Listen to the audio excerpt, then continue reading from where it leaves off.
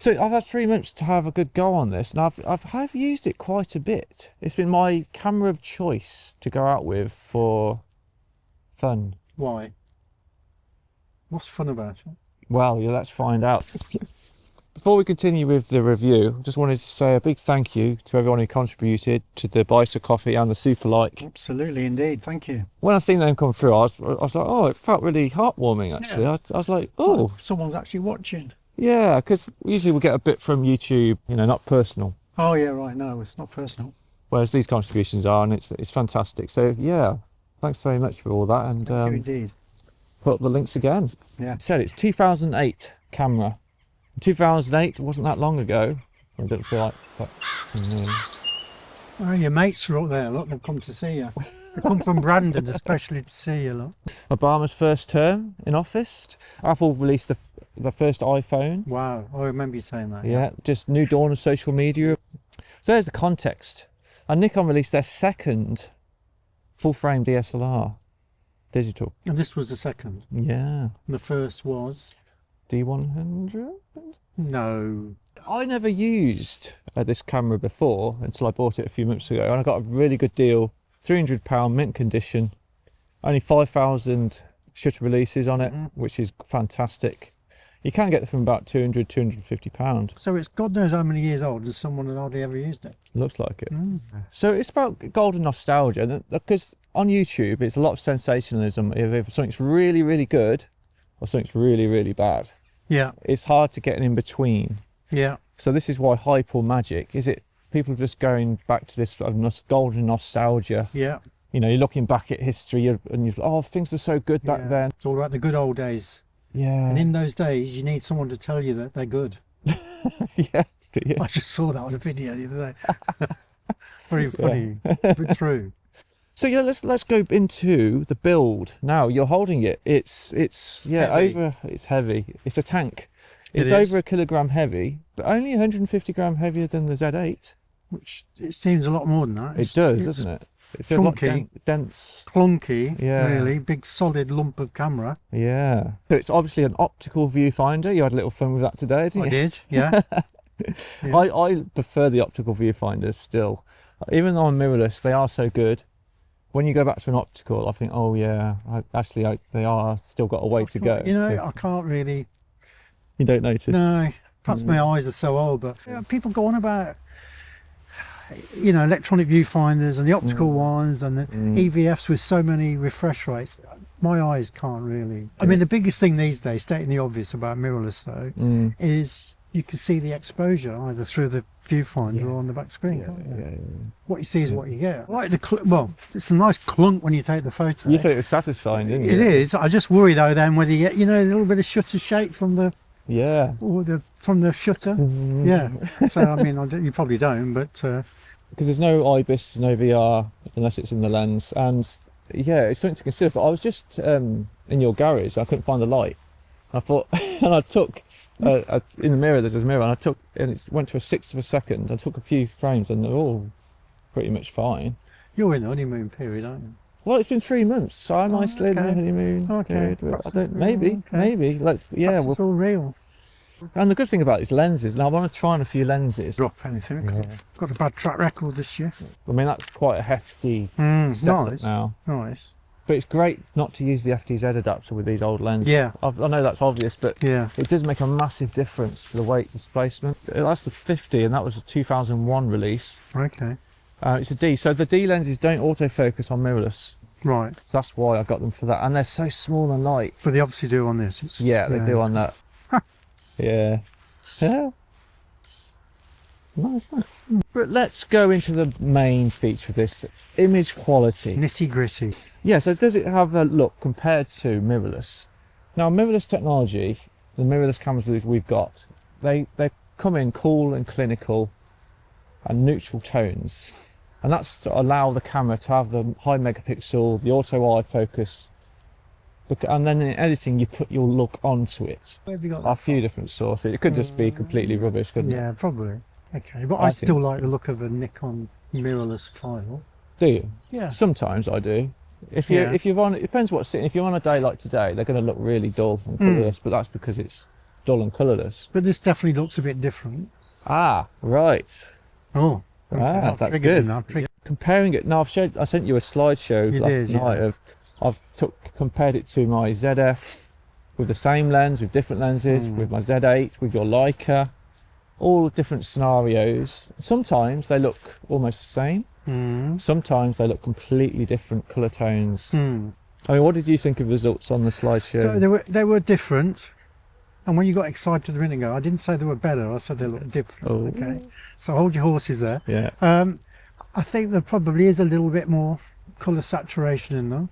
They looked a tiny bit of a greenish tinge to them. Heavy green tone. Yeah. Compared to the mirrorless ones. No, yeah, because you've got your Leica and your Nikon. Yeah, it's different from those. It is a bit, yeah. I mean, there's not an awful lot in it, but it is a bit different. And I know that from your point of view, that means you have to edit less. Well, that's the big thing for me. For you. Yeah.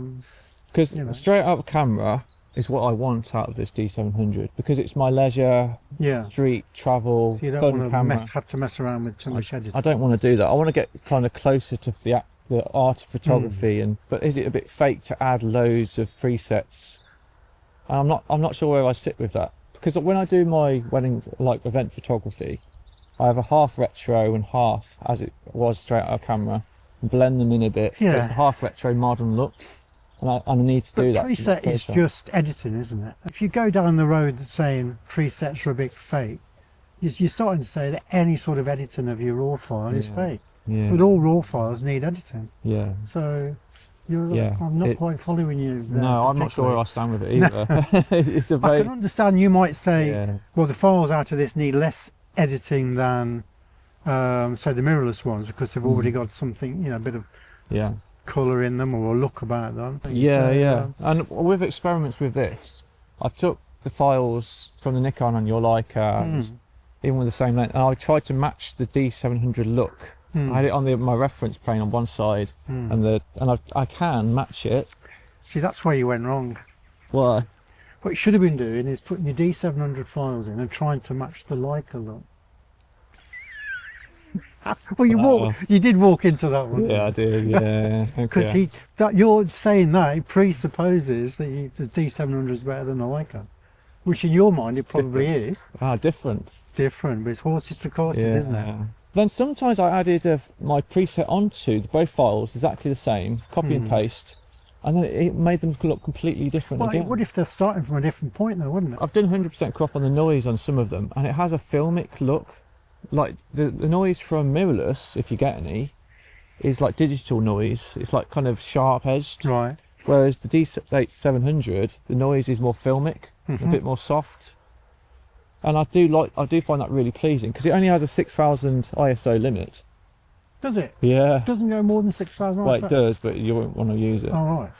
I forgot about that, because that is the big difference, isn't it? With the older cameras. It used to be the battle of ISO. You just couldn't go high ISO, could you, at all? No. And there is Nikon picture control. You can make your own presets. You can this tweak is an them. old website. Okay, you don't need a desktop for it. Yeah. You can make your own preset on the computer. And then load them straight into the camera and use them straight away. That's really nice. I like that. Yeah, and of course there's no video feature of it, unfortunately, from obviously I think purist. Before mirrorless though, I had a D750, which I loved that camera. That was a great camera. Yeah. But the video, I never use it for video. I had a Panasonic for video at the same time.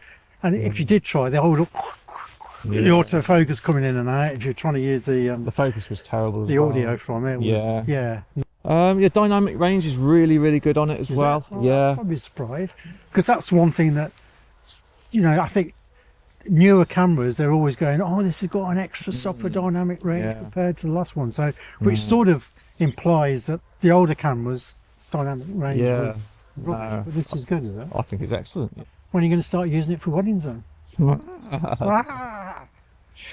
No, well, it's because on the forums and on Facebook, there's the legend D700. There's people still use it for weddings. Okay. Yeah, and for everything else as well in between. And the autofocus is so fast. It's great. I think it's actually faster on single point than the Z6 I've got. Really? Yeah, for single point, absolutely. It just snaps in. Even in low light, it seems fantastic. Depends on the lens, dependent. That's You're still excited, aren't you? Well, that's the, I enjoy using it. If we, you know, you're keen to do street photography, then I'm going to use the D700 for it. So yeah, there's a lot to digest there, and I'm still, it's been 3 months, but I'm still getting my head around the experience of the D700. But yeah, so let's go back to the beginning. Hype or magic? Well, I mean, we haven't mentioned price again. Yeah. How much was it again? I got it £300 mint condition. So you can get it for £200 in not. I think, you know, it's almost like, well, why wouldn't you, just for a bit of fun then? Because it's quite, you know, in this whole scheme of what camera gear costs, new camera gear, it's nothing, is it? No. I think for me, I think it's a bit of hype and a bit of magic. I think it's not all magic, it's not all hype. For me, using any vintage camera or lens, to some extent, there's a bit of hype wrapped in that. It's the whole nostalgia thing. It's like people drive around in the old cars, don't they? And they love that experience. You know, it doesn't go as fast, it doesn't corner very well, it just doesn't handle, it falls apart, it gets rusty. But there's a whole magic and experience of driving the old car. Well, that's the thing. For me, for my mirrorless cameras, I see them as tools to get a job done. Yeah, it's more fun because mirrorless cameras do a lot for you. Yeah. Right? It's like a bit of autopilot, isn't it? Yeah. As opposed to flying it yourself. And this, you've got to work a bit harder and get more. You've got to think about the settings. You've got to think about your composition because you can't crop in. It's 12 megapixels. Yeah, good point. You can crop in a bit. Does it get your stamp of approval? And does it make you think a bit vintage? And do you want a D700? Okay, let's unpack that a little then. Ooh. It's definitely quality. It's chunky, it's well made. It's a solid camera. It's well respected. It was an icon in its day. Do I want one? No. Sorry. I know, but it's a legend. I know, because you keep telling me it's a legend, but I don't have the same interest in vintage at this level as you. However, to answer the second part of your question, Very good. When we realised that we both had old film cameras, and I've got one that's Canon A1 that I haven't used in, I don't want to say how long, very long time. Before I was born. And I could edit that. And if we both went out with film cameras and take some shots, and I think the big thing about that would be, these days it's expensive, isn't it? Because it's niche. Why are you thinking about going to film camera again? What's not fulfilling you in your current lineup? Nothing, but it's, to me now, this is a new gadget. Right. Sort of. Now, what it will be is probably a flash in the pan. Crack off 36 exposures and get them developed. Then I'll probably never do anything with it again. I don't know. You don't know. No, you might be inspired by it. I've really enjoyed the experience. It gets my stamp of approval, definitely. Yeah. Look, I've just recently got the 51.4D lens, and I did a few photos of my student as well.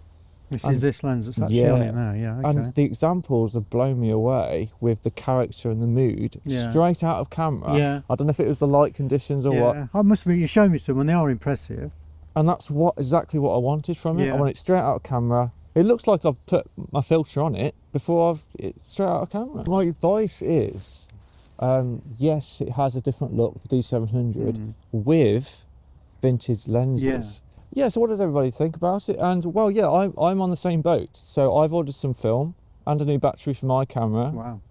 My film camera. Because that is the ultimate evolution, probably, is the ultimate mood and character is film photography. Is it? Well, it's not an evolution, is it? It's it's devolution. Yeah, whatever it is, going backwards, yeah. Whatever word fits. Make your own word up, fill this space. Right, okay. See you next time. See you next time. Yeah. Hardest thing for me is I've got so much information in my brain. You know what I mean? Like geniuses suffer with. Yeah, of course. It's overflowing.